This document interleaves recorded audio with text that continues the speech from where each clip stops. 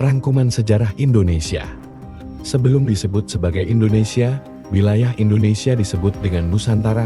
Pasalnya, nama Indonesia sendiri baru digunakan pertama kali saat Kongres Pemuda II 28 Oktober tahun 1928. Masa prasejarah Indonesia. Dikutip dari materi belajar dalam fla.opi.edu oleh Yeni Kurniawati, sejarah Indonesia diawali dengan zaman prasejarah, zaman sejak bumi Indonesia didiami, dan berakhir setelah Indonesia mengenal tulisan. Dalam hal ini, prasasti tertua yang ada di wilayah Indonesia adalah Prasasti Kutai. Berdasarkan hasil penelitian, diperkirakan Prasasti Kutai dibuat pada abad ke-5 Masehi, tapi ada juga yang menyebutnya pada abad ke-4. Masa ini mungkin tidak dapat diteliti melalui prasasti, namun bisa diteliti melalui fosil-fosil yang ditemukan. Fosil banyak ditemukan di Pulau Jawa, adapun fosil manusia yang usia paling tua yang ditemukan di Pulau Jawa yaitu Pithecanthropus mojokertensis dengan perkiraan usia sekitar 1,9 juta tahun. Masa kerajaan Hindu-Buddha dan Islam. Masuknya budaya dari India yang bercorak Hindu maupun Buddha tidak terlepas dari jalur lalu lintas pelayaran dagang antara India dengan Cina pada abad ke-1. Kerajaan Kutai merupakan kerajaan Hindu-Buddha pertama di Indonesia. Masa kerajaan ini juga menumbuhkan kekuatan ekonomi dan politik yang besar di Nusantara terutama pada era kerajaan Sriwijaya, Singhasari, serta Majapahit. Sejak masa itu dan setelahnya agama Hindu dan Buddha berkembang pesat di Indonesia. Setelah masa kerajaan Hindu-Buddha, muncullah peradaban kerajaan Islam sekitar abad ke-13. Mariana dalam e-modul Kemdikbud Sejarah Indonesia menuliskan, agama Islam masuk ke Indonesia juga melalui jalur perdagangan. Kerajaan Islam pertama di Indonesia adalah Kerajaan Samudra Pasai di pantai utara Aceh. Selain itu, ada juga Kerajaan Demak Jawa Tengah yang membuat agama Islam semakin berkembang di Nusantara. Masa penjajahan kolonialisme. Di dalam sejarah Indonesia dan negara di dunia lainnya dikenal adanya masa penjelajahan samudra. Orang-orang Eropa berusaha untuk menemukan daerah penghasil rempah-rempah. Pasalnya, rempah-rempah ini menjadi komoditas perdagangan laris dan sangat penting di Eropa. Seperti yang kita tahu, di sini Nusantara merupakan daerah yang menghasilkan rempah-rempah. Orang-orang Eropa menyebut daerah Nusantara dengan nama Tanah Hindia. Dirangkum dari buku Kemdikbud Sejarah Indonesia kelas 11 oleh Sardiman Am dan Amurwani Dr.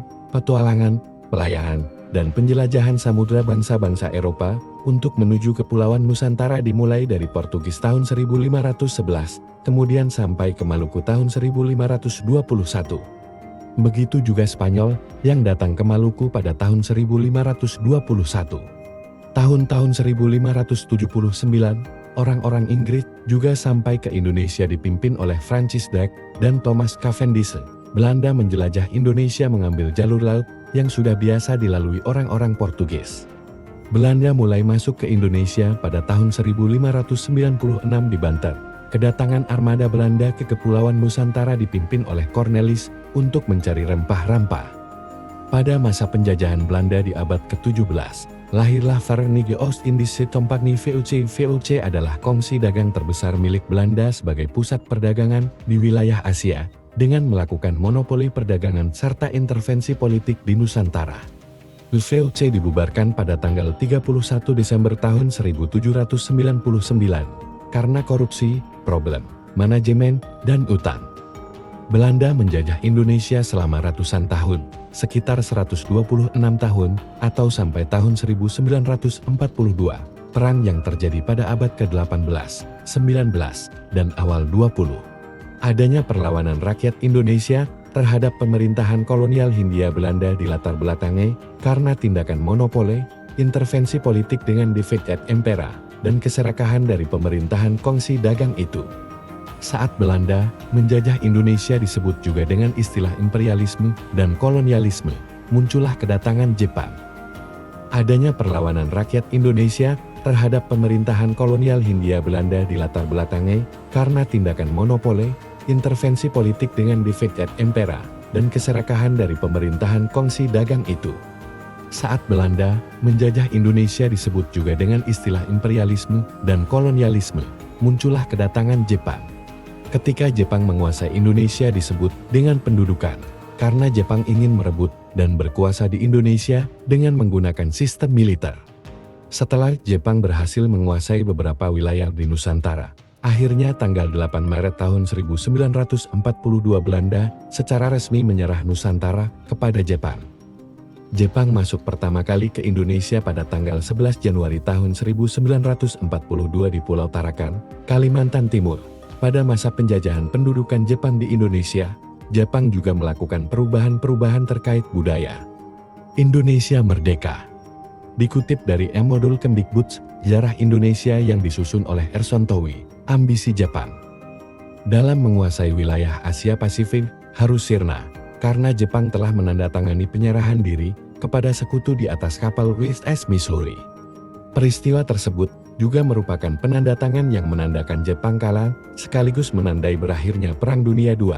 Kekalahan-kekalahan yang terjadi membuat Jepang semakin terdesak dalam pertempuran di Pasifik. Oleh sebab itu, dalam mendapatkan bantuan, Jepang pun berusaha menarik simpati dari bangsa Indonesia dengan cara memberikan janji kemerdekaan. Janji tersebut disampaikan oleh Perdana Menteri Koiso yang direalisasikan dengan pembentukan Badan Penyelidik Usaha-Usaha Persiapan Kemerdekaan Indonesia BPUPKI pada 29 April tahun 1945. Jepang bermaksud memberi kesempatan Indonesia untuk mempersiapkan kemerdekaannya. Setelah BPUPKI dibubarkan, lahirlah Panitia Persiapan Kemerdekaan Indonesia PPKI.